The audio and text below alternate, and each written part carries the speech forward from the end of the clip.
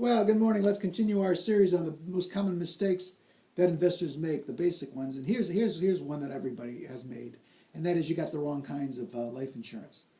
You know, my life insurance friends, that the sales side of these guys, they hate it when I say this, but the reality is that most people get duped into buying a life insurance policy that isn't the best use of their money.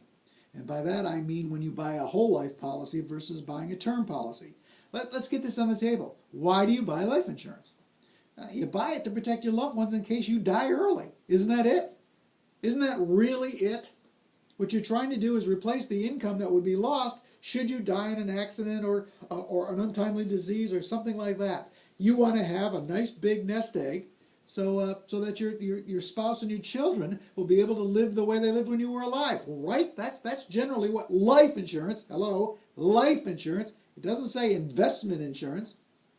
All right, so fund that as cheaply as you can. Use the cheapest dollars. That's term insurance. You know, just for those of you that don't know what whole life is, that's where they take half of your money and the insurance company invests it for you, or they give it to a group of mutual fund companies to invest for you, etc., etc. Fees are generally much higher. It's just not the best way to fund an untimely death. Do that with term insurance. That's the big mistake, most common mistake that people make when contemplating insurance. Now, having said that, I don't want to completely trash insurance. There is a place for the right kind of insurance, especially if it's on the investment side. And I'm talking here about maybe there's a need for an annuity, a bad word if you listen to the media. It's not a bad word. Annuities sometimes work quite well.